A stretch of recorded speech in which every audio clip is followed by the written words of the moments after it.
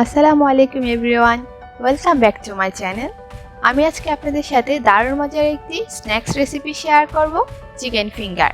এবং এই রেসিপিটি আমি বাসায় থাকা কিছু উপকরণ দিয়ে খুব সহজেই কিভাবে তৈরি করতে পারবেন সেটি আজ আপনাদের সাথে শেয়ার করব। চলুন তাহলে রেসিপিটি শুরু করা যায়। আমি এখানে রেসিপিটির জন্য প্রথমে মুরগির বুকের অংশ নিয়ে নিয়েছি এবং বুকের অংশের হাড়টা আমি ফেলে দিয়েছি। দেখতেই পাচ্ছেন হাড় ফেলে দেওয়ার পরে এটা অনেকটা পাতলা হয়ে গিয়েছে এবং নরম হয়ে গেছে। এবং আজকের চিকেন ফিঙ্গার রেসিপির জন্য এটা আমাদের জন্য পারফেক্ট। সো এখন আমি একটি ধারালো ছুরির সাহায্যে একটু লম্বাটে শেপ করে বুকের অংশটাকে কেটে নিচ্ছি। আপনারা যদি চান তাহলে আরেকটু মোটা করে কেটে নিতে পারেন। আপনারা দেখতেই পাচ্ছেন আমি মুরগির বুকের অংশটা কীরকম করে কেটে নিয়েছি, আর ঠিক এভাবে কেটে নেওয়ার চেষ্টা করবেন। আর একটু মোটা চিকন করতে পারেন আপনাদের সুবিধার ক্ষেত্রে। এখন আমি এই সবগুলো বুকের অংশকে একটু লম্বাটে শেপ করে চিকন করে কেটে নিয়েছি এবং এখানে আমি প্রায় 500 গ্রামের মতো মুরগির বুকের অংশ নিয়ে নিয়েছি। এতে আমি স্বাদ মতো একটু লবণ দিলাম, হাফ চা চামচ কালো গোলমরিচের গুঁড়ো দিলাম এবং হাফ চা চামচ লাল মরিচের গুঁড়ো দিলাম, 1 চা চামচ আদা বাটা এবং রসুন বাটা দিয়ে দিচ্ছি, 1 টেবিল চামচ টমেটো সস দিচ্ছি, হাফ টেবিল চামচ দিচ্ছি ওয়েস্টার সস এবং 1 টেবিল চামচ সয়া সস দিয়ে দিচ্ছি। সাথে একটি ফ্যাটানো ডিম দিয়ে দিচ্ছি। এই ডিমটা একটা মাঝারি সাইজের ডিম এবং 1/3 কাপ বাটার মিল্ক দিয়ে দিলাম। এখন এই সব কিছুকে আমি খুব ভালোভাবে একসাথে মিশিয়ে নিচ্ছি।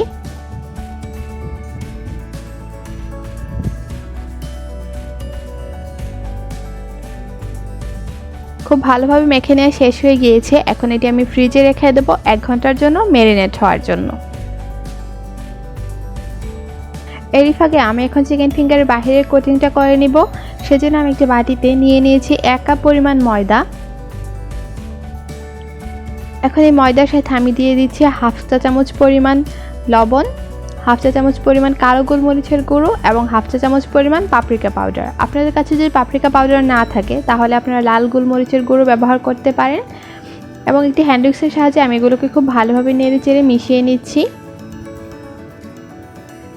এখন আমাদের ম্যারিনেট হওয়া চিকেনটা থেকে আমি এক পিস করে চিকেন নিয়ে আসছি এবং এই ময়দাটার উপর রেখে আলতো হাতে ভালোভাবে নেড়ে চেড়ে একসাথে ময়দাটা লাগিয়ে নিচ্ছি। একটু সাবধানে ভালোভাবে ময়দাটা লাগিয়ে নিতে হবে যেন সব সাইড খুব ভালোভাবে ময়দাটা লেগে যায়।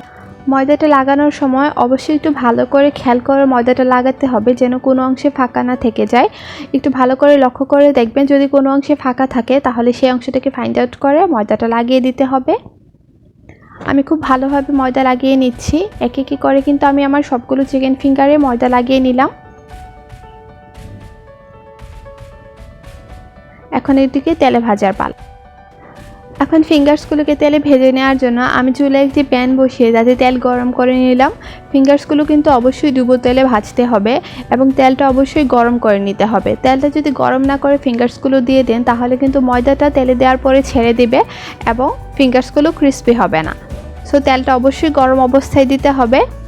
একটু কাঁটা চামচের সাহায্যে একটু পরপর নেড়ে নিতে হবে এবং এগুলোকে প্রায় 10 থেকে 15 মিনিট ভেজে নিলে কিন্তু ভিতর থেকে খুব ভালোভাবে হয়ে আসবে। আমি একটু কাঁটা চামচের সাহায্যে নেড়ে দিচ্ছি।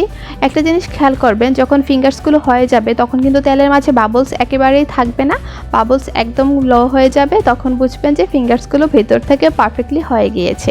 আমার ফিঙ্গারসগুলো ভাজা শেষ। এখন আমি একটি কিচেন টিস্যুতে নিয়ে নিচ্ছি, একে একে করে সবগুলো ফিঙ্গারসই ভেজে নিচ্ছি।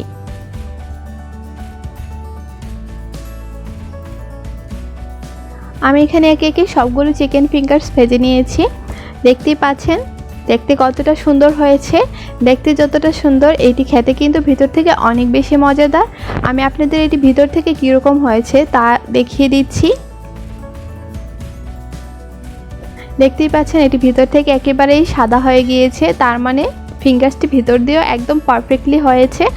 আশা করব আমার আজকের রেসিপিটি আপনাদের সবার ভালো লেগেছে। রেসিপিটি অবশ্যই বাসায় একটিবার ট্রাই করবেন এবং রেসিপিটি কেমন লেগেছে অবশ্যই আমাকে কমেন্ট করে জানাবেন। রেসিপিটি ভালো লাগলে প্লিজ আমার চ্যানেলটিকে সাবস্ক্রাইব করবেন এবং পাশে থাকা বেল আইকনটি প্রেস করে দিবেন, তাহলে আমার চ্যানেলের সকল আপডেটস আপনারা পেয়ে যাবেন। আজ তাহলে এখানেই বিদায় নিচ্ছি। ভালো থাকবেন সবাই। আল্লাহ হাফেজ।